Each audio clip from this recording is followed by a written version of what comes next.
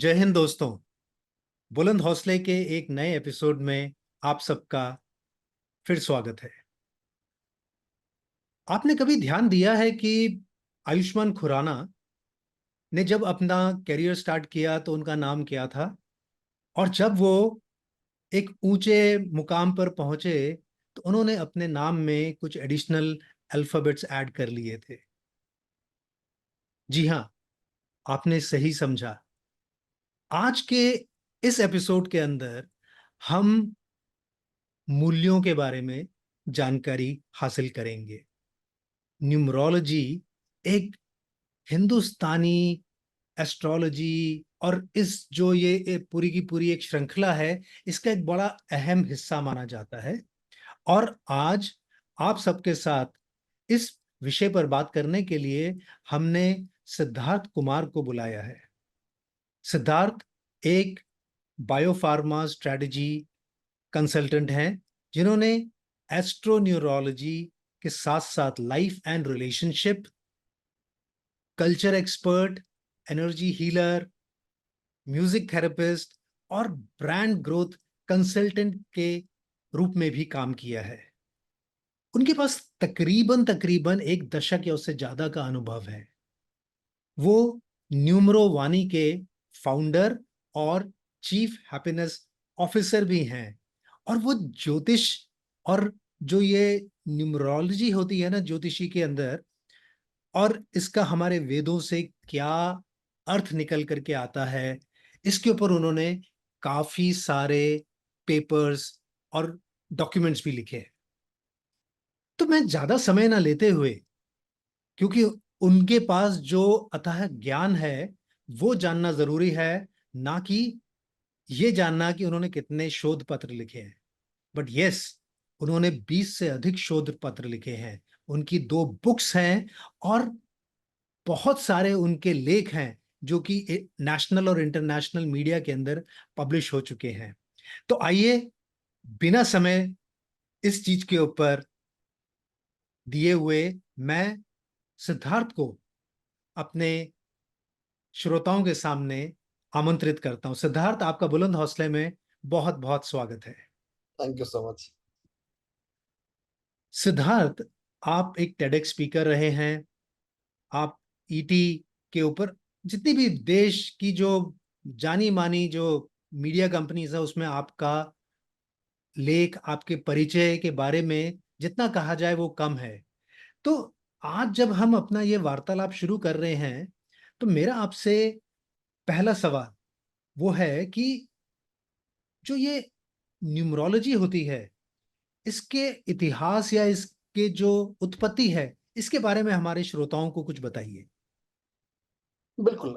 जब हम न्यूमरोलॉजी के इतिहास की बात करते हैं, किसी भी सब्जेक्ट के दो तरह के इतिहास होते हैं। पहला एक ऐसा इतिहास जो शब्द का इतिहास है कि न्यूमरोलॉजी शब्द कहाँ से है, और दूसरा उस विज्ञान का इतिहास।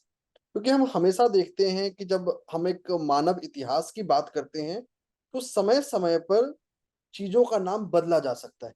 जैसे इंद्रप्रस्थ से हम दिल्ली भी बने, आर्यावर्त से हम हिंदुस्तान भी बने, इंडिया भी बने। तो समय समय पर नाम परिवर्तन संसार की नियति रही। हम्म। अगर हम न्यूमरोलॉजी एक शब्द के रूप में देखें तो इसका इतिहास लगभग आज से 3,000 साल, 4,000 साल पुराना है इस वर्ड के रूप में। लेकिन जब इसके हम बिल्डिंग ब्लॉक्स को देखते हैं कि न्यूमरोलॉजी बना किससे है, अक्षरों से, अंकों से, तो ये कहाँ से आया, तो इसकी उत्पत्ति हम तराश सकते हैं आगम ग्रंथों से। आगम ग्रंथ और वेद वो हैं जिन्होंने अक्षरों और अंकों को यंत्रों में, मंत्रों में बहुत इलेबोरेटेडली यूज किया है। हाँ, आने वाले समय में या पीछे के समय को हम बात करें तो उसको एक नए परिप्रेक्ष्य में देखा गया। तो आज जो न्यूमरोलॉजी हम जिसकी बात करते हैं, जिसकी चर्चा करते हैं, ये लगभग 3-4 हजार साल पुराना है। ओके।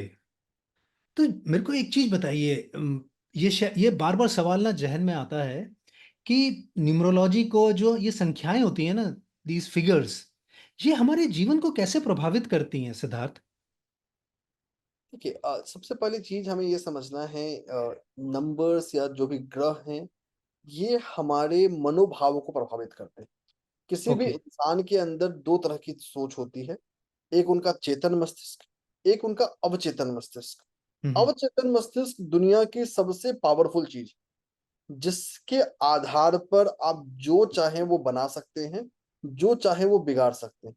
तो ये नंबर्स और अंक हमारे उसी सबकॉन्शियस माइंड को प्रभावित करके हमारे रिस्पॉन्सेस और रिएक्शंस को प्रभावित करते हैं, जो इनफैक्ट हमारे डिसीजंस को चेंज करता है। जैसे एग्जांपल ले लूं मीडिया कंपनीज की। हम्म। आपको पूरी दुनिया में कोई भी ऐसी मीडिया कंपनी नहीं मिलेगी, एक दो को छोड़कर, जो ब्लैक लोगो यूज करता हो। अब ब्लैक कलर में कोई कमी नहीं है, कमी है उस इंडस्ट्री के लिए वो एक अच्छा कलर नहीं है। एक दो एग्जांपल हैं, बट वो उनके अपने एक चलचित्र है, उसमें हम नहीं जाएंगे। बट मोटे तौर पे देखें हम जिनकी बात करेंगे वो नॉन ब्लैक में मिलते हैं। तो जो रंग है सबसे ज्यादा। दूसरा, जब हम प्रकृति में अपने आसपास देखते हैं तो हर चीज का एक शेप है, पेड़ पौधे, हम इंसानों का एक स्ट्रक्चर है, ये भी प्रकृति है। और ये सब कुछ ग्रहों और अंकों से तत्व होता है। तो ग्रह और अंक क्या है? प्रकृति के पंच महाभूतों के हिस्से। पंच महाभूतों को उस फॉर्म में एक्सप्रेस किया गया है जिससे हम चीजों को कोरिलेट करते हैं। ओके। तो ये बताइए कि न्यूमरोलॉजी में जिन हम प्राथमिक संख्याओं को या फिगर्स को जो हम इस्तेमाल करते हैं, वो हमारे बारे में क्या दर्शाती हैं? देखिए, सबसे पहली चीज, एक चीज यहाँ समझना ये जरूरी है कि हमारे डेट ऑफ बर्थ में आने वाला हर एक नंबर हम्म। और नाम में आने वाला हर एक लेटर इक्वली इंपॉर्टेंट। सबकी जरूरत है, सबकी अहमियत है। ओके। कोई भी ऐसा नहीं है जिसकी अहमियत नहीं। लेकिन जब कोई चीज बहुत छोटी होती है या बहुत बड़ी होती है, तो हम किसी साधन की मदद लेते हैं जो हमारे काम को आसान कर दे। इसी काम को आसान करने के लिए हम न्यूमरोलॉजी में मोटे तौर पे 3 नंबर्स को डिफाइन करते हैं। ओके। सबसे पहला नंबर है जो हमारा मूलांक है, उसको हम बर्थ नंबर बोलते हैं, जो हमारे डेट से आता है। डेट जो हमारा डेट ऑफ बर्थ का जो डेट है उससे आता है। जैसे मान लिया अगर किसी का जन्म 14 सितंबर को हुआ है, तो 1 और 4 को जोड़ दिया, वो 5 आ गया, तो वो हमारा मूलांक या बर्थ नंबर बन गया। बिल्कुल। दूसरा जो सबसे इंपॉर्टेंट नंबर आता है उसको हम बोलते हैं भाग्यांक या डेस्टिनी नंबर। ये हमारे पूरे डेट ऑफ बर्थ का सम है। जैसे एग्जांपल तौर पे बात करें, किसी का जन्म 14 सितंबर 1990 को हुआ है, अगर हम सब कुछ जोड़ दें तो वो 6 पे आएगा। ओके। ये हमारा मूलांक है। तीसरा होता है जो हमारी, जो पर्सन का जिस समय जन्म हुआ उस समय सूर्य कौन सी राशि में था। जिस राशि में था उसका भी एक अंक है। और ये पंचांग के आधार पर निर्णय होता है या सूर्य सिद्धांत के आधार पे कि सूर्यदेव कौन सी राशि में, उससे आप निकाल सकते हैं। एक और महत्वपूर्ण पहलू है यहाँ पे, वो है इंसान का नामांक, कि इंसान का जो नाम है उसका क्या अंक। तो जो हमारा बर्थ नंबर है, मूलांक और भाग्यांक और नामांक, ये 3 ऐसी चीजें हैं जो व्यक्ति को शेप करती हैं, व्यक्ति के डायरेक्शन को तय करती हैं, कि व्यक्ति का हाइट कैसा होगा, वेट कैसा होगा, बोलेगा कैसे, चलेगा कैसे, किस सिनेरियो में कैसे रिएक्ट करेगा, रिस्पॉन्ड करेगा, सब कुछ ये तय करती है। नंबर्स हमारे आधार पर नहीं चलती, हम नंबर्स के आधार पर चलते हैं। ओके। तो जब हम पैदा हुए और जब वो 11 दिन के अंदर हमारा नामकरण हुआ, हिंदू रीति रिवाज के साथ, या आपका जब भी कभी नामकरण हुआ, तो हमें मालूम नहीं था कि हम, क्योंकि हमारा बर्थ भी हमारे हाथ में नहीं था, कुदरती तौर पे हुआ। जबकि आजकल बहुत से लोग जो हैं वो सिजेरियन सेक्शन कराते हैं और लोगों से बातचीत करके वो कहते हैं कि हमारा बच्चे का जन्म इस स्थिति में इस नक्षत्र में होना चाहिए। बट अदरवाइज अगर आप कुदरती तौर पे करते हैं तो वो हमारी चीज पे नहीं होती, लेकिन वो चीजें जो कुदरती तौर पे हुई थी उनका हमारे जीवन पर बहुत अच्छा या बहुत असर पड़ता है, अच्छा या बुरा वो समय बताता है। और जो हमारे माता पिता या पंडित जी ने जो भी हमारे नाम का अक्षर लिया था, वो जो नाम हमने उसके लिए चुना था, वो भी उसकी राशिफल के साथ मिलकर के उसके ऊपर एक प्रभाव डालता है। सही कह रहे हैं ना? बिल्कुल, बात सही है, इसमें गलत नहीं है। 2-3 चीजें मैं यहाँ पे ऐड करूंगा। सबसे पहली चीज, इंसान का जन्म भी ऐसा नहीं है कि अपनी मर्जी से होता है। इंसान का जन्म भी उसके कर्म के आधार पर निर्णय होता है। जो उसके माता पिता के कर्म है, जो उस आने वाली सोल का जो कर्म है, ये निर्धारण करता है कि जन्म होगा कब। तो इंसान का जन्म भी अपने आप में एक मुहूर्त में हो रहा है। ओके। और दूसरी सबसे बड़ी चीज, बहुत सारे लोग ये सोचते हैं कि अरे हमने डेट अपनी मर्जी से चुन लिया। नहीं, उन्होंने नियति के फैसले को बस एग्जीक्यूट किया। हमारे ज्योतिष में एक कंसेप्ट है, उसको बोलते हैं गर्भ धारण कुंडली। कि हम्म। जिस समय महिला का गर्भ धारण हुआ, अगर हम उस समय की कुंडली को बनाएं और उसके आधार पर निर्णय करें, तो ये बताया जा सकता है कि उसके पेरेंट्स सी सेक्शन की ओर जाएंगे, नहीं जाएंगे, या कंपल्सन आएगा जिसकी वजह से होगा सी सेक्शन, की कुछ मेडिकल जरूरत पड़ गई, या वो एक नॉर्मल बर्थ की ओर जाएगा। तो ये तीनों ही चीजें ज्योतिष में बताना संभव है और बिल्कुल बताया जा सकता है, एक्यूरेट होता है। एक्यूरेट होता है। हम जिसको सोचते हैं कि हमने अपनी इच्छा पूर्ति की, एक आम इंसान जो योगी नहीं है वो अपनी हम्म। इच्छा पूर्ति नहीं कर रहा है, वो नियति के हाथों उस नियति की इच्छा को एग्जीक्यूट करने में मदद कर रहा है। बेसिकली हम सोचते हैं कि हम अपनी जिंदगी खुद चला रहे हैं, बट हम भी कहीं ना कहीं कठपुतली बने हुए हैं। बिल्कुल, जो एक सामान्य इंसान है, जो योगी नहीं है या अध्यात्म की उस पराकाष्ठा पे नहीं पहुंचे हैं, वो कहीं ना कहीं ग्रहों के प्रभाव में खुद को उलझा हुआ पाते हैं, या उसी के आधार पे वो फैसले लेते हैं। ओके। तो अभी आपने ना तीन मूल्यांक बताए थे जो भी थे, तो एक बार आप रिपीट करेंगे हमारे दर्शकों के लिए? बिल्कुल, तो मैंने सबसे पहले बताया था जो हमारा मूलांक था, जो हमारे डेट ऑफ बर्थ से आ रहा है, डेट का सिंगल डिजिट सम है। भाग्यांक है जो डेस्टिनी नंबर, जो पूरे डेट ऑफ बर्थ को जोड़कर आ रहा है। तीसरा नामांक है, अगर आपके नाम के हर एक अक्षर को मैं एक संख्या दूं, इसको भी देने की पद्धति है, तो उसके आधार पे एक अंक आएगा जो हमारा नामांक है। ओके। तो अब मेरा आपसे अगला सवाल सिद्धार्थ ये है कि हर व्यक्ति अपनी ताकत और कमजोरियों को समझने के लिए न्यूमरोलॉजी का इस्तेमाल कैसे कर सकता है? देखिए, सबसे जरूरी चीज है, बिल्कुल सही बोला। देखिए, सबसे पहली चीज, व्यक्ति को एक कंसल्टेंट चाहिए। हम हर सब्जेक्ट को खुद से सीखें, जरूरी नहीं। हम्म। और हर इंसान हर सब्जेक्ट में उसका एक्सपर्ट बन जाए, ना ही उसके पास इतना समय है और ना ही प्रैक्टिकली पॉसिबल है। तो यहाँ पे सबसे बेहतर है कि आप किसी से संपर्क करें, किसी से कंसल्ट करें, जो आपकी मदद कर सके आपको वहां तक समझने के लिए। मोटे तौर पे दो चीजें मैं आपको बताना चाहूंगा। सबसे पहला, न्यूमरोलॉजी या एस्ट्रोलॉजी जादू नहीं है, मैजिक नहीं, कि आप गए, जादू की छड़ी घूमेगी और आपकी लाइफ बदल जाएगी। ये एक जीवन जीने का सलीका है, जीवन जीने का तरीका है, कि आप एक छोटी सी मूवी जाने के लिए रिसर्च करते हैं, ट्रेलर कैसा है, डायरेक्टर कौन है, एक्टर कौन है, एक्ट्रेस कौन है, फिर तय करते हैं कि मूवी देखने जाऊं या नहीं जाऊं। हम्म। वैसे ही हमारा जीवन है। अगर हम इस जीवन के ड्राइवर हैं, इस जीवन के संचालक हैं, अपने जीवन को खुद से चलाना चाहते हैं, तो जीवन के छोटे छोटे फैसले, जैसे हमें नहाना कैसे है, हमें खाना कैसे है, हमें पहनना क्या है, ये छोटी छोटी चीजों को बदल के हम न्यूमरोलॉजी के फायदे अपने जीवन में ले सकते हैं। और ये नया नहीं है, अगर हमारे शास्त्रों में जाएंगे, चाहे वो अथर्ववेद हो, चाहे वो बाकी के हमारे ग्रंथ हो, आयुर्वेद की, चाहे सुश्रुत संहिता हो, हर जगह बताया गया हर्बल बात, कि कैसे आप अपने घर के चीजों को, प्रकृति के चीजों को यूज कर कर अपने आप को बेहतर कर सकते हैं, अपने जीवन को एक नई ऊर्जा भर सकते हैं। हम्म।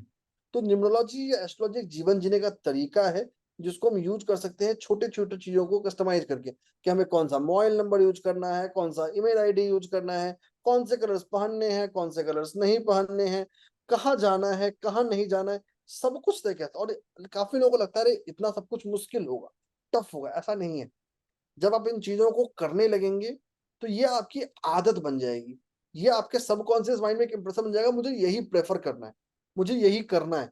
तो आपको ढूंढने की जरूरत नहीं पड़ेगी, आपका शरीर, आपके आपकी जो पूरी आपका माइंड, बॉडी और सोल है, उस हैबिट में खुद को ट्यून कर लेगा।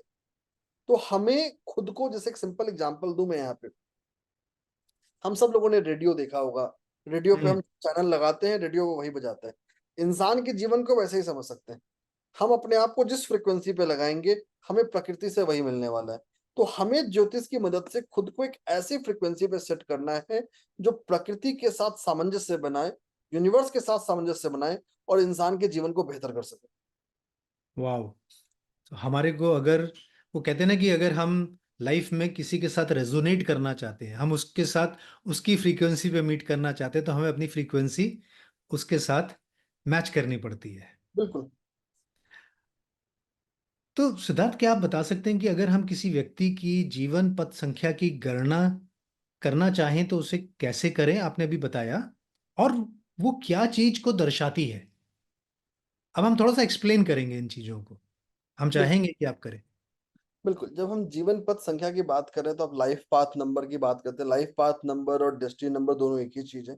किसी ओके। भी पर्सन के हम डेट ऑफ बर्थ को लें, उसको जोड़ दें, जो भी फाइनल सिंगल डिजिट सम आएगा वही हमारा लाइफ पाथ नंबर या डेस्टिनी नंबर है। जब हम इंडिया में बात करते हैं तो उसको डेस्टिनी नंबर के रूप में रेफर करते हैं। जब हम यूएस में बात करते हैं या बाकी कंट्रीज को देखते हैं तो वहां पे लाइफ पाथ नंबर ज्यादा कॉमन है, ज्यादा प्रचलित है। बात करें कि बताता क्या यस। है, देखिए सबसे पहली चीज जैसा मैंने बोला, ये इंसान के जीवन में कोई भी एक संख्या उसके जीवन के एक पर्सपेक्टिव को बता रहा है। लाइफ पाथ नंबर उसका मंजिल है, उसका डेस्टिनी, कि वो कौन सी चीज है जहां उसे पहुंचना है, जो उसका एक अंदर की एक ख्वाहिश है या इच्छा है जहां वो जाना चाहता है। साथ ही साथ जो लाइफ पाथ नंबर या डेस्टिनी नंबर है, वो जो दूसरी चीज हमें बता रही है कि वो जो आपकी सबसे अच्छी चीज होती है ना, वही आपकी सबसे कमजोरी भी बनती है, दिया तले हाँ। अंधेरा। तो ये वो एरिया है जहां आप कैजुअल भी हो सकते हो, अरे ये तो मुझसे हो जाएगा। तो वहां हमें और ज्यादा प्रोएक्टिवली और ज्यादा एक्टिव रह के उन चीजों को बेहतरी की ओर लेके जाना है। तो एक वो है जो प्रकृति का संदेश है हमारे लिए, प्रकृति का मैसेज है हमारे लिए, जो हमें बता रहा है। साथ ही साथ अगर हम इसकी बात करें तो डेस्टिनी नंबर या लाइफ पाथ नंबर हमें हमारे लोगों के साथ कैसे संबंध बनेंगे ये भी बताता है। कौन सा ऐसा व्यक्ति है जो हमारे लिए सूटेड है, कौन सा ऐसा व्यक्ति है जो हमारे लिए सूटेड नहीं है, ये सारी चीजें आपको लाइफ पाथ नंबर बता सकता है। क्योंकि लाइफ पाथ नंबर एक छोटा सा ऐसा पैरामीटर है जो आपके बेसिक सिनर्जी को करता है। दूसरा, ये आपके रिस्पॉन्ड को बताता है। इसे और मैं स्पेसिफिक ले लूं, हम्म। मान लेते हैं किसी का लाइफ पाथ नंबर 5 आ गया। अब लाइफ पाथ नंबर 5 एक ऐसा नंबर है जो इंसान को एडवेंचर की ओर लेके जाता है। वो हर चीजों में ना हाथ डालना चाहेगा, अरे इसको भी ट्राई करके देख लेते हैं। तो वो कहीं ना कहीं एक जो जिसको बोलते हैं ना बहुत ज्यादा चीजों में हाथ डालना, एक हे वायर्डनेस या एक रैंडमनेस अपने जीवन में वो लेके आते हैं, जो नंबर 5 दे रहा है। अगर लाइफ पाथ 5 की बात करें, वहीं एक हम्म। दूसरा एग्जाम्पल ले ले, लाइफ पाथ 3 की बात कर ले। इनको सोशल इंटरेक्शन पसंद है, लोगों से मिलना चाहते हैं, जुड़ना चाहते हैं। सोसाइटी एज ए सर्विस इनके लिए एक फोरफ्रंट बन जाता है कि वो मेरा एक एट द गोल है। तो इस तरह से हम लाइफ पाथ को यूज कर सकते हैं चीजों को समझने के लिए, चीजों को जानने के लिए। पर एक चीज और बताइए कि जब हम इन लाइफ पाथ नंबर या डेस्टिनी नंबर को जब हम जाहिर करते हैं, क्योंकि ऑब्वियसली आपने जैसे भी एग्जांपल दिया था कि 14 सितंबर 1990, तो जब हमने right. D D M M Y Y सारों को टोटल किया तो उसका डेस्टिनी नंबर या लाइफ पाथ नंबर आया। राइट। तो अब जब हमने जो भी उसमें लाइफ पाथ नंबर आया, तो मैं जब इस चीज के बारे में आपसे वार्तालाप करने से पहले स्टडी कर रहा था, तो मैंने इसमें दो तीन विश्लेषण देखे। एक है कि जैसे आपने बोला कि हम पंचांग के हिसाब से करेंगे और सब कुछ करेंगे because it is part of ज्योतिष।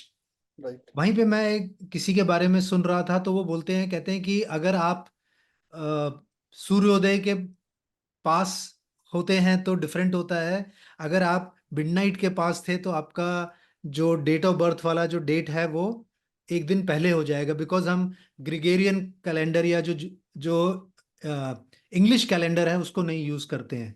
तो इसके बारे में आपके क्या विचार है? देखिए सबसे पहली चीज, यहाँ पे ना बहुत ट्रिकी गेम है। हम्म। ट्रिकी गेम मैंने इसलिए इसको बोला क्योंकि हमें चीजों को बारीक पे समझने की बहुत जरूरत है। हम्म। सबसे पहले बात करते हैं ग्रेगोरियन कैलेंडर की। देखिए ग्रेगोरियन कैलेंडर में जब हम एएम पीएम सोचते हैं ना, तो मिडनाइट का कॉन्सेप्ट आता है। बिल्कुल, और यस। इसको हम 24 आवर क्लॉक में देखते हैं, तो एक बार 23:59 हो गया, फिर 24:01 नहीं हो सकता, यू हैव टू हाँ। Go to 00। 0001। अगर आपको ग्रेगोरियन कैलेंडर फॉलो करना है, आपका क्लॉक 23:59 पे खत्म हो चुका है, तो आपको डेट चेंज करना पड़ेगा। ग्रेगोरियन कैलेंडर के पर्सपेक्टिव से ऐसा कोई शक नहीं। बात करते हैं कि अगर पर्सन किसी का मिडनाइट में जन्म हुआ है तो क्या है। इसको ऐसे समझिए कि वो हमारे एक संधि काल में है, जहां पे एक दिन खत्म हुआ है, अगला दिन शुरू हुआ है। अब से इतना क्लोज है कि पर्सन पे दोनों का प्रभाव हो सकता है। हम्म। ये सब्जेक्टिव है, इससे उसका डेट चेंज नहीं करेगा, उसका डेट ऑफ बर्थ वही रहेगा जो है। दूसरा, जो पर्सन है अपने सबकॉन्शियस लेवल पे किसको एक्सेप्ट कर रहा है, ये सबसे जरूरी चीज, कि मैं किस डेट की तरफ से। बहुत सारे लोग हैं जो जिनका डॉक्यूमेंटेड डेट ऑफ बर्थ अलग होता है, हमारे भारत में बहुत कॉमन हम्म। चीज था एक या। लंबी पीढ़ी में। और ना चाहते हुए भी वो डेट ऑफ बर्थ एक प्रैक्टिस में चला आता है, तो भले ही वो एक्चुअल डेट ऑफ बर्थ का इंपैक्ट होगा, बट वो जो डेट हमने नया दिया है उसका भी उस व्यक्ति पे थोड़ा बहुत प्रभाव आने लगेगा। तो ये क्या है कि जब हम मिडनाइट की बात करते हैं, ग्रेगोरियन कैलेंडर से आपको डेट बदलना पड़ेगा, इसमें कोई शक नहीं है, क्योंकि डेट अपने आप में स्टैंड अलोन यूनिट नहीं है। डेट एक इम्प्लाइड यूनिट है जो टाइम से आता है। डेट 24 घंटे पूरे होंगे तो डेट बदलेगा, सिंपल फंडा है। Time is the basic unit, आप इंप्लाइड यूनिट पे रिलाई नहीं कर सकते। लेकिन जब बात आती है कि क्या वो इतना क्लोज है कि इंपैक्ट डाल सकता है, इंपैक्ट आ सकता है। Case to case basis decision पे आपको ये इंपैक्ट्स दिखेंगे, और यही काम है न्यूमरोलॉजिस्ट का, ये एसर्टेन करना कि पर्सन पे इंपैक्ट किसका है। दूसरा, ट्रेडिशनली हम जो इंडियंस हैं, हमने हमारे दिमाग में ट्यून है कि सूर्योदय से दिन बदलेगा, तो हम कल्चरली उसको अपने माइंड में एम्बेड कर लिया। वो जो कल्चरल एम्बेडमेंट है ना, वो हमें उसके, हम एक कंफर्मेशन बायस से पीड़ित है कि भाई हमारे अंदर ये ट्रेट है ना, हम इससे मिल रहे हैं, जबकि उसकी वजह कुछ और भी हो सकती। सेम काम को करने के मल्टीपल रास्ते होते हैं, तो हम रिवर्स इंजीनियरिंग जब चीजें करते हैं तो चीजें सही नहीं बैठती। बट इसमें कोई शक नहीं पालना, कोई डाउट नहीं पालना, एक बार 2359 हो गया, ग्रेगोरियन कैलेंडर से हमें डेट बदलना पड़ेगा। बिल्कुल। दूसरा दूसरा जो आपका पॉलिसी था, ग्रेगोरियन कैलेंडर को हम नहीं मानते। देखिए सिंपल सी बात है, मैं एक छोटा सा सवाल है और सवाल हमेशा पूछता हूं, और आप भी सवाल को आंसर कर सकते हैं। अपने पिछले 1 महीने, 2 महीने, 3 महीने को याद करके देखिए, एक ऐसा मौका या दो ऐसा मौका जब अपने ग्रेगोरियन कैलेंडर के बाहर किसी को अपॉइंटमेंट दिया हो या किसी से कोई डेट डिस्कस किया हो। नहीं। हमारे इस्तेमाल में वही आता है। दुनिया की 8 अरब की आबादी कलेक्टिवली जिस कैलेंडर को हर पल हर लम्हा अडॉप्ट कर रही है, मान रही है, इसको एक एक्वायर्ड पावर मिल गया। इसने एक सिग्निफिकेंस एक्वायर कर लिया हम सबके बिलीफ से, हम सबके पैटर्न से, और ये इसको एक सिग्निफिकेंस दे रहा है। एब्सोल्युटली। कल को क्या, अब एक और चीज है यहाँ पे, जब हम अगर आजाद भारत के समय को देखें, जब भारत आजादी की लड़ाई लड़ा था, उस समय ग्रेगोरियन कैलेंडर इतना प्रीडोमिनेंट नहीं था। बिल्कुल। उस समय जो हमारी डिस्कशन थी, शक संवत और बाकी जो कैलेंडर थे वो ज्यादा प्रीडोमिनेंट थे, तो उस समय के लोगों की जिंदगी अलग थी। बट अब आज की तारीख में अगर हम देखें, तो एक गवर्नमेंट डॉक्यूमेंट्स अगर हम छोड़ दें, ई गजट पब्लिकेशन और बाकी कहीं, या कुछ हिंदी न्यूज़पेपर्स को छोड़ दें, तो कोई भी उस कैलेंडर को यूज नहीं कर रहा है।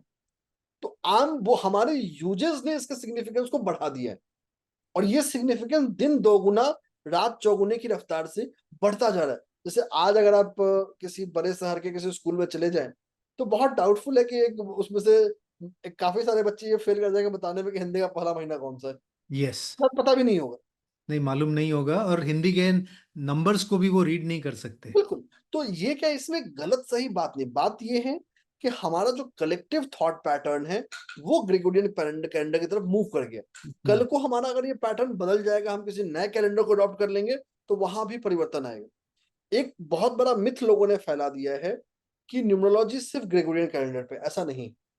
जितनी भी मानव सभ्यताएं हुई हैं, चाहे वो सभ्य सभ्यता हो, चाहे वो इंडस वैली हो, चाहे वो मेसोपोटेमियन हो, चाहे वो बेबीलोनियंस हो, चाहे वो पाइथागोरियंस हो, सबके अपने अपने कल्चर में अपने अपने न्यूमरोलॉजी सिस्टम्स हुए हैं। बिल्कुल। जब इतिहास आगे बढ़ता है, तो ये चीजें अनरिटन डॉक्यूमेंटेड होते हैं, जहां पे किंगडम्स बने, किंगडम्स खत्म हुए, तो नॉलेज का बहुत सारा लॉस हुआ। तो इसलिए वो हमारे पास आज अवेलेबल नहीं है। इसका मतलब ये नहीं कि हम बेनिफिट ऑफ डाउट दे दें कि अरे ये तो गलत ही। गलत है। तो सही उसका बात। ऐसा मिसिंग लिंक हो सकता है जो शायद हमें पता ही ना हो, जिसके लिए हमें और ज्यादा रिसर्च करने की जरूरत है, और ज्यादा इंडोलॉजिकल आर्कियोलॉजिकल स्टडीज करने की जरूरत है, जो हमें देगा। जबकि अगर हम देखें, तो हम बहुत लंबे समय तक मानते थे कि भाई अरे इंडस वैली सिविलाइजेशन उतनी पुरानी थी, हम सोचते हैं। लेकिन बाद में हमने फिर रिसर्च किया, एक्सकवेशंस किए, कार्बन डेटिंग्स किए, तो वी कम टू नो कि भाई ये सबसे पुराना है। और कल को क्या पता हमें कुछ और मिल जाए। आज को मैं बोल दूं भाई, अगर 5 साल बाद कोई ऐसा हमें आर्कियोलॉजिकल एविडेंस मिल गया कि भाई कोई और पुरानी सभ्यता है, तो हमें उसको मानना पड़ेगा। जैसे हम बिल्कुल। उसी धरती पे है जहां हमने माना है कि भाई पृथ्वी स्थिर है, सूर्य उसके चक्कर मार रहे हैं।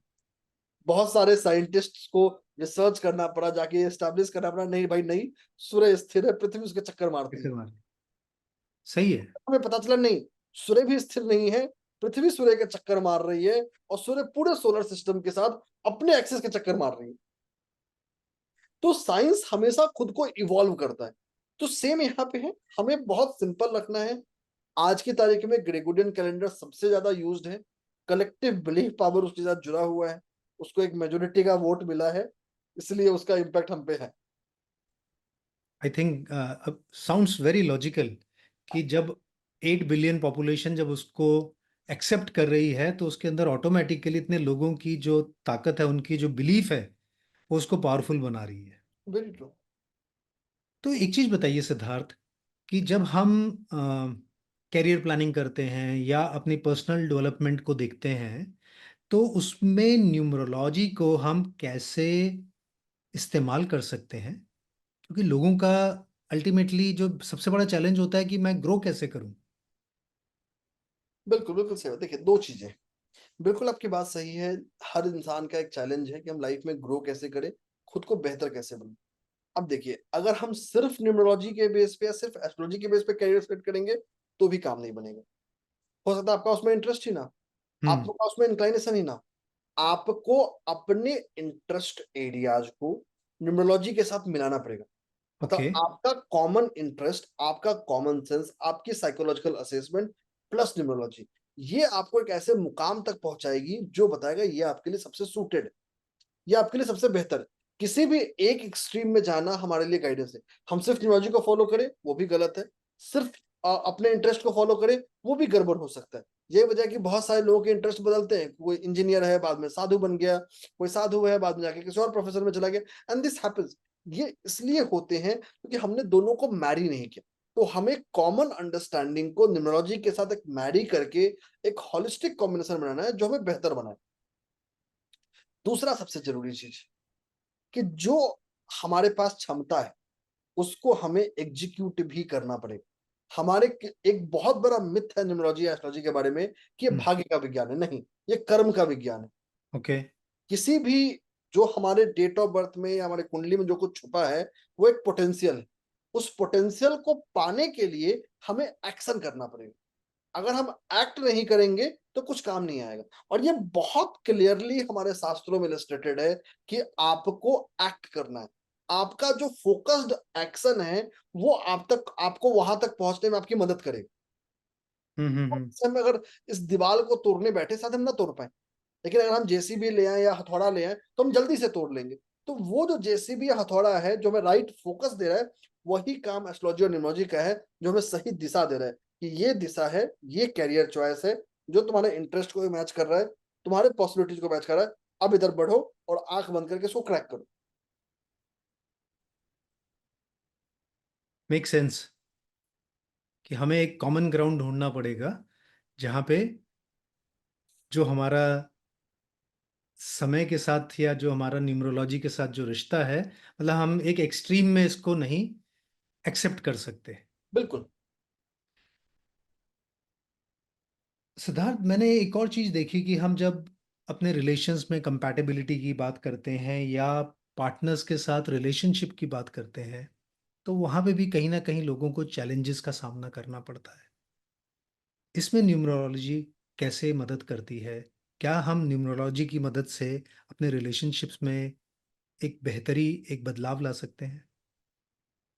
इसके दो हिस्से। सबसे पहले आपको ये समझना पड़ेगा आप शादी के, आप रिलेशनशिप के किस स्टेज पे, हम्म। आपकी शादी हो चुकी है या नहीं हो चुकी है।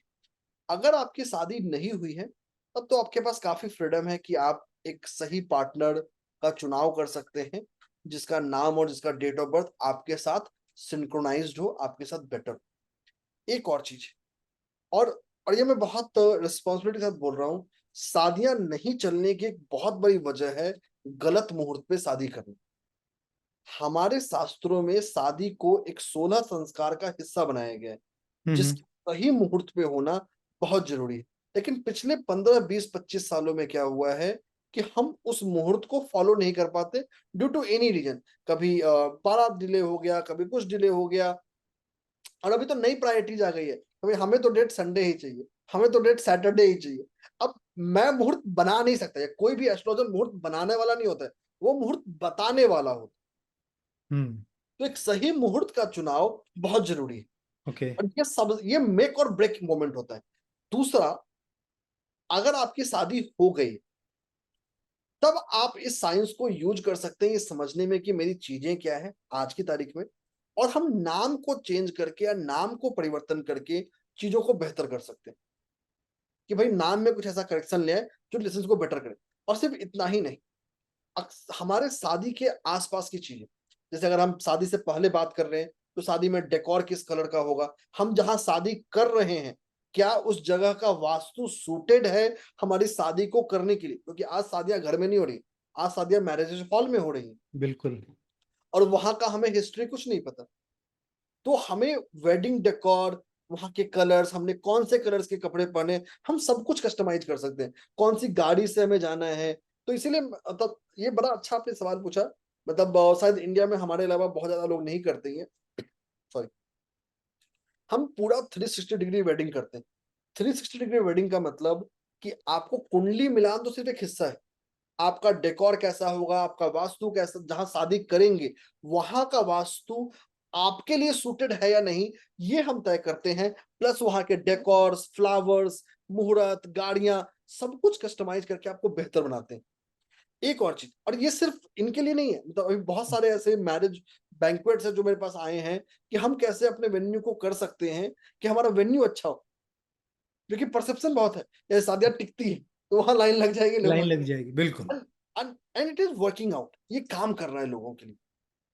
अगर शादी हो गई है तो आपका बेडरूम का डेकोर कैसा होगा, आपके गद्दे कैसे होंगे, आपके बेडशीट्स के कलर क्या होंगे, तो रूम के डेकोर को भी चेंज करके हम बहुत परिवर्तन ला सकते। देखिए ऑब्वियस सी बात है, एट द एंड आपकी जो आपस की अंडरस्टैंडिंग है वो चीजें आपको रखनी पड़ेंगी, बट हैविंग सेड सो, इन चीजों से हम आपको सबकॉन्शियसली तैयार कर सकते हैं एक बेहतरी की ओर। So basically it is a amalgamation of art and science। True. जो आप अभी बता रहे हैं कि इसको अगर हम सही तरीके से इसका समन्वय करें तो हम एक बेहतर जिंदगी लोगों के सामने, उनके पास एक विकल्प है, उनके पास एक ऑल्टरनेट है कि वो गलत रास्ते का इख्तियार ना करते हुए एक सही रास्ता, जिसमें बिल्कुल उनके रिलेशनशिप या उनके जो आने वाली जिंदगी है उसमें जो रास्ते हैं वो उनके लिए बेहतरी की तरफ उनको लेके जाएंगे। बिल्कुल, एक बहुत जरूरी चीज है, मैं हूं, आप हो, हम सब की आयु कितनी है, 80 साल, 100 साल, 200 साल। ये जो साइंसेस हैं कम से कम हजारों हजारों साल से साल पुरानी। एग्जिस्ट कर रहे हैं, और ये एक ऐसा ब्यूटी है जो प्रकृति हमें तोहफा दे रहा है। और अगर तोहफा दे रहा है तो हमें इसके बेस्ट को अपने लाइफ में यूज करना है। और जब इसके बेस्ट को हम यूज करते हैं ना, उससे हमारा नुकसान नहीं है, सिर्फ फायदे ही फायदे हैं। बट ये जादू नहीं है, इसको जादू के रूप में नहीं लेना है, अरे ये करेंगे तो जादू होगा, नहीं। ये एक जीवन जीने का तरीका है, और ये हमारे जीवन में हिस्सा था।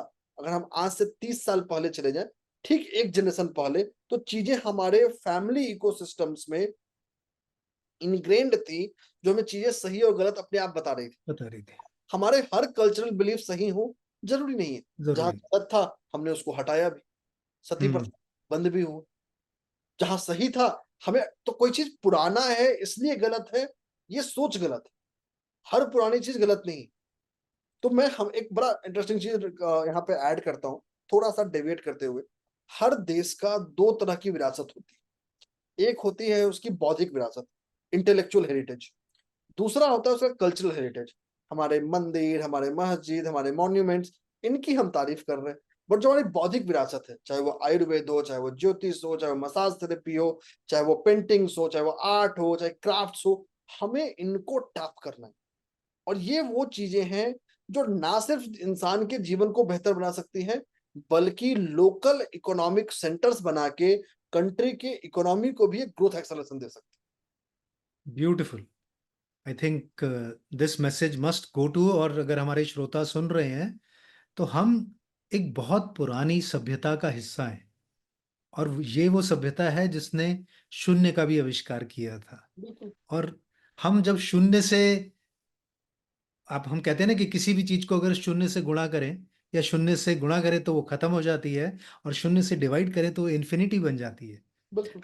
तो हम उस सभ्यता का हिस्सा हैं, और अगर हम अपनी इस पुरातन सभ्यता को सही तरीके से एक्सेप्ट करें और उसकी जो अच्छाई है उसको समय के साथ अपने लाइफ में इंटीग्रेट करें, तो आने वाला समय, आपकी बात सुन करके तो मुझे अब विश्वास हो रहा है कि there is some magical power which exist in this universe, and somehow ये हमारी लिमिटेशन है कि हम उसको समझ नहीं पाते हैं बिल्कुल, सिद्धार्थ। Very true.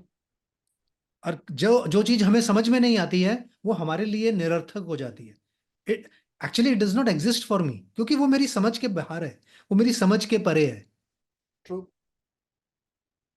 तो यहाँ पे मैं आपके साथ एक सवाल पूछना चाहता हूँ। जब हम ये रिलेशनशिप और कंपेनियनशिप की बात कर रहे थे, कि क्या कुछ ऐसे नंबर्स होते हैं जिन्हें हम हारमोनियस या चैलेंजिंग मानते हैं किसी भी रिलेशनशिप के अंदर? देखिए, सबसे पहली चीज, कभी भी ऐसा कोई भी बॉल पार्क नंबर दे देना सही नहीं है। हम्म। ऐसी बहुत सारी जानकारी मिल जाएंगी, ये इसका फ्रेंड है, इसका एनिमी है, बट यस। मेरे हिसाब से वो एक अधूरा एनालिसिस है। जब भी हम किसी दो लोगों के बीच में समझते हैं, तो उनका पूरा डेट ऑफ बर्थ, पूरा नाम एक रोल प्ले कर रहा होता है, जो ये तय करेगा कि वो आपस में सामंजस्य बैठा पाएंगे या नहीं बैठा पाएंगे। इस तरह के जो ऑब्जेक्टिव ओपिनियन है, ये सिर्फ डर पैदा करती हैं, भ्रम पैदा करती हैं, वो एक फैक्ट लेके नहीं आती। और हमारा मकसद होना चाहिए कि हम फैक्ट को साइंटिफिकली, इस चीज को समझें, लॉजिकली जाने और उसको अपने लाइफ में इम्प्रेस करें। आई थिंक ये आपने बहुत अच्छी चीज बोली, क्योंकि मैं कुछ लोगों के साथ जब बात कर रहा था, जब हमने ये प्लान किया था ना कि आपको इस बातचीत पे लेके आएंगे, और उसके बीच में हमने काफी समय, मैंने भी स्टडी किया और सब कुछ किया, तो जब मैं लोगों से बात कर रहा था तो सिद्धार्थ कहीं ना कहीं मेरे को इस चीज का एहसास हुआ कि people were very much motivated about कि there are certain numericals which are considered to be very amenable to relationships, and there are some numericals which are anti relationships. आज मुझे ये अच्छा लगा कि मैंने बहुत से लोग देखे हैं जो कि उस न्यूमेरिकल से बिलोंग करते हैं, जो एंटी है, but they are living in a very harmonious life. So कहीं ना कहीं उसको एक बॉल पार्क फिगर के साथ, जैसा आपने कहा, कि उसको एक बैड लेबलिंग कर देना कि नहीं ये तो चलेगा नहीं और यही चलेंगे, और लोगों को इस गुमान में रखना, I think that would not be the right approach, and thank you so much for that. हमने अपनी इस पूरी जो अभी तक आधे घंटे की 40 मिनट की जो डिस्कशन की है, इसमें हमने कहीं ना कहीं एक चीज जो मिस की है, और वो मैंने जानबूझ करके मिस की थी, कि मैं अपने दर्शकों को ये जानने के लिए शुरू में नहीं चाहता था कि वो इस चीज से वाकफियत करें। बट मेरा ये मानना है, और शायद आप इस पे ज्यादा अच्छी रोशनी डाल पाएंगे, कि जो हमारा जो न्यूमरोलॉजी है और जो एस्ट्रोलॉजी है, इसके बीच में कहीं ना कहीं कोई रिलेशन है, कोई तार है जो इसको जोड़ता है। देखिए, जहां तक इसकी बात करते हैं ना, सबसे पहले हमें ये समझने की जरूरत है, एस्ट्रोलॉजी हो, न्यूमरोलॉजी हो, पामिस्ट्री हो, टैरो हो, वास्तु हो, और ऐसे 200 से ज्यादा मोडालिटी हैं जो मानव सभ्यताओं को अलग अलग समय काल पे मिले। हम तो सिर्फ 5-10 का नाम जानते हैं जो पॉपुलर है, हम्म। जबकि 200 से ज्यादा सभ्यताएं हैं। और बहुत सारे ऐसे नॉलेज इकोसिस्टम हैं जो एग्जिस्ट ही नहीं करते। जैसे एक बड़ी अच्छी कहानी शेयर करूंगा। हमारे राजस्थान में कुछ ऐसे गांव हैं जहाँ पे एक लोकल पद्धति है, जब साल शुरू होता है, तो मकर संक्रांति के दिन वो एक एक्सरसाइज परफॉर्म करते हैं, मिट्टी के घरों से और बर्तनों से, और ये बताते हैं कि मौसम कैसा रहेगा, बारिश कितनी होगी। और आज तक की 200-250 साल की इतिहास है, कभी उनका अप्रोच गलत नहीं हुआ है। जो भी उन्होंने उनका प्रिडिक्ट किया वो जो भी सही प्रेडिक्ट किया निकला। वो होता है। और ये एक ऐसा आर्ट है जो विलुप्त हो रहा है। अब इसमें जो जानकार है वो बचे ही नहीं, कुछ छोटे मोटे, कुछ दो चार लोग बचे हैं। तो यहाँ तभी मैंने बोला कि हमें एज अ देश अपनी बौद्धिक संप्रदायों को बचाने को सोचना पड़ेगा। ये कैसे, क्योंकि देखिए ये रिटर्न नहीं है, ये एक्सपीरियंस से आया। और अब एक्सपीरियंस से आया, तो हमें देखना पड़ेगा कि एक्सपीरियंस को हम डॉक्यूमेंट कैसे करें। अगर इसको डॉक्यूमेंट नहीं करेंगे तो काम नहीं बनेगा। बिल्कुल। दूसरा, हमारे बहुत सारे ऐसे इंफॉर्मेशन हैं, बहुत सारे ऐसे वेल्थ ऑफ नॉलेज है जो डॉक्यूमेंटेड तो हैं, बट आज के हिसाब से लोगों की समझ से बाहर है। क्योंकि बहुत सारा टेक्स्ट है जो संस्कृत में है, जो पाली में है, जो तमिल में है, तेलुगु में है, और वो कभी ट्रांसलेट ही नहीं। तो हमें उनको भी इम्पिटस देना पड़ेगा कि कैसे उनको हम मेन स्ट्रीम में लेके आएं। अब बात करते हैं एस्ट्रोलॉजी और न्यूमरोलॉजी। एस्ट्रोलॉजी और न्यूमरोलॉजी दो अलग अलग रास्ते हैं जो सेम ऑब्जेक्टिव तक, सेम पर्पस तक पहुंचते हैं। पर्पस उनका बहुत आसान है, इंसान के जीवन को बेहतर करना, इंसान को खुद का बेटर वर्जन बनाना। हम्म। दोनों के अगर कॉमन फैक्टर की बात करें तो ग्रह और नंबर हम्म। दोनों एक ही सिक्के के दो पहलू हैं, जो आपस में कोरिलेट करते हैं। तो दोनों के अंदर सिमिलरिटीज भी हैं, दोनों के अंदर डिफरेंसेस भी हैं, लेकिन दोनों का मिशन स्टेटमेंट सेम है। ओके, आई थिंक आपने बहुत बखूबी दोनों को अपने अपने डोमेन में उतना वर्चस्व बनाते हुए एक पैरेलल रूट की तरह दर्शा दिया, बिल्कुल। जहां पे आप चाहे तो ये वाला रास्ता ले सकते हैं, जैसे गूगल पे होता है ना, कहता है कि you will take the same ETA same, but आप चाहे लेफ्ट वाला रास्ता ले, चाहे आप राइट वाला रास्ता ले। तो सिद्धार्थ, जनरली जो गेस्ट हमारे पास आते हैं, जो भी हमारे मित्र आते हैं यहाँ पे, जो हमारे साथ अपनी जानकारी साझा करते हैं, हम टिपिकल मिलिट्री फैशन में उनके साथ ये सेशन समाप्ति के ऊपर एक 3 रैपिड फायर क्वेश्चंस पूछते हैं। तो बिल्कुल। मेरा आपसे रैपिड फायर क्वेश्चन में पहला सवाल ये है कि आपने अपनी जिंदगी में अपने एक्सपीरियंस के दौरान न्यूमरोलॉजी से संबंधित कॉमन मिसकंसेप्शंस क्या देखे? सबसे पहला मिसकंसेप्शन कि ये दोस्त है, ये दुश्मन। Okay, absolutely.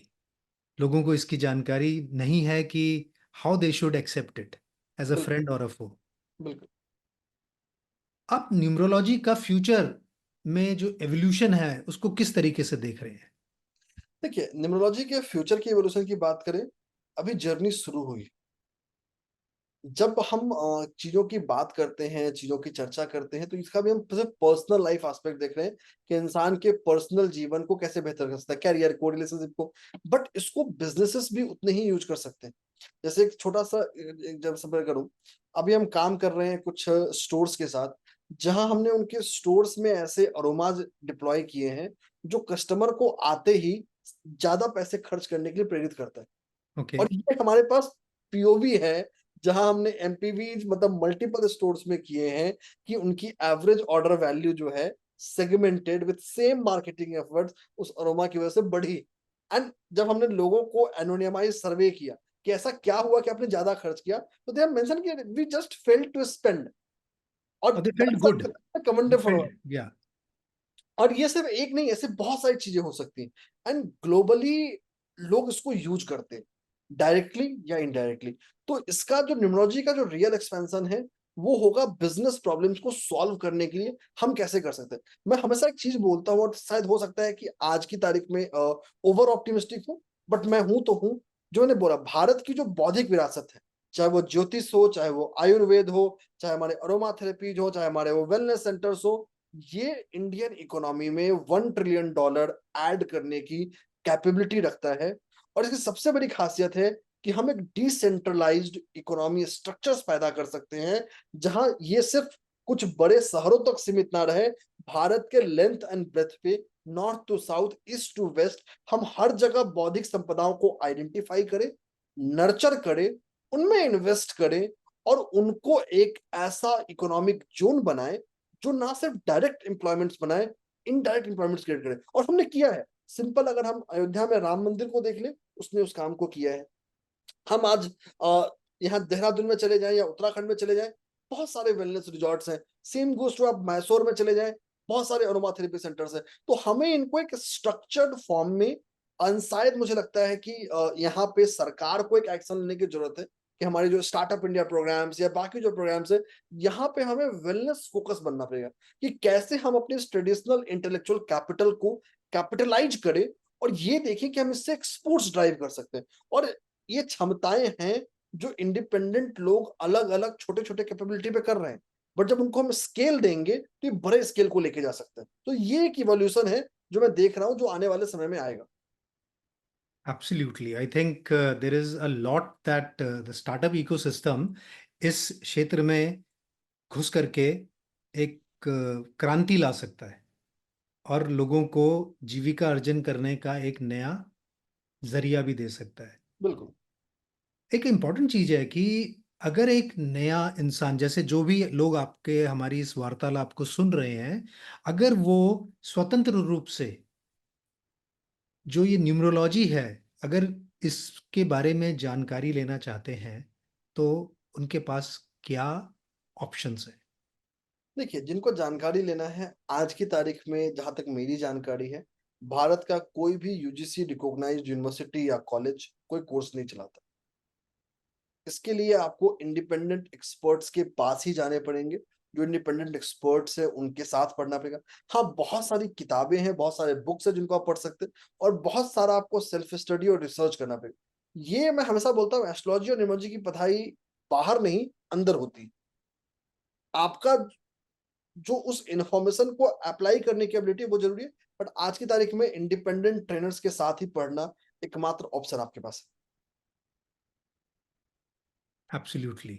आई थिंक दोस्तों, आज आपको न्यूमरोलॉजी के बारे में, एस्ट्रोलॉजी के बारे में जो एक विस्तृत जानकारी मिली, मुझे लगता है कि वो पर्याप्त तो नहीं थी, पर उसने कहीं ना कहीं आपको सोचने पर मजबूर किया होगा कि हम एक ऐसी सभ्यता से आते हैं जो ना सिर्फ सबसे पुरानी है, बल्कि उसके अंदर बहुत कुछ है। और उस सभ्यता की सबसे बड़ी श्रेष्ठता ये थी कि उसने हमेशा ना सिर्फ अपने लोगों को, पर इस पूरे ब्रह्मांड को कुछ ना कुछ दिया। जो भी लोग इस इकोसिस्टम का हिस्सा थे, उनको उन्होंने कुछ ना कुछ योगदान दे करके दिया।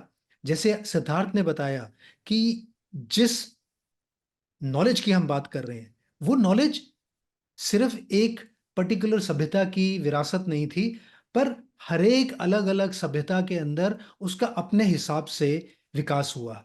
और कहीं ना कहीं वो एक्वायर्ड नॉलेज जो है, आज astrology, numerology, tarot reading and an number of such kind of readings ban करके हमारे सामने प्रस्तुत हुई। इसके अंदर एक अपनी ताकत है। जो लोग मानते हैं वो इसकी शक्ति से अनजान नहीं है, और जो लोग नहीं मानते वो भी अपनी जिंदगी जी रहे हैं।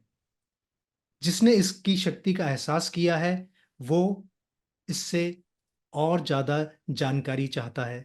और जिन्होंने शायद इसकी ताकत का एहसास नहीं किया है, वो अभी भी अनजान है। क्योंकि इस दुनिया के अंदर जो चीज मुझे मालूम नहीं है, वो चीज मेरे लिए इनएक्सप्लिकेबल है। मैं उसके बारे में कोई जानकारी नहीं रखता हूं, इसलिए मैं उसको समझ भी नहीं पाता हूं।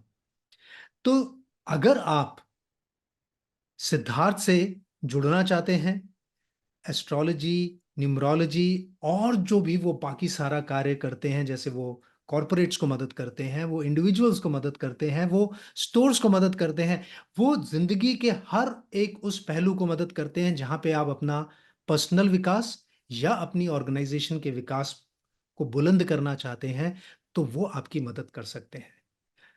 अगर आप सिद्धार्थ से जुड़ना चाहते हैं, तो सिद्धार्थ के सोशल मीडिया हैंडल्स हमारे पॉडकास्ट के डिस्क्रिप्शन में दिए गए हैं। सिद्धार्थ, आपने अपना कीमती समय हमारे साथ निकाला। आपने हमारे दर्शकों को, हमारे श्रोताओं को इतनी अहम जानकारी इतने सरलता से, इतने ल्यूसिड मैनर में शेयर की, उसके हम आपके आभारी हैं। अंत में आप हमारे दर्शकों के लिए कोई संदेश छोड़ना चाहेंगे? बिल्कुल, मैं एक चीज छोड़ना चाहूंगा। शायद वेदों के देश ने वेदों को भुला दिया।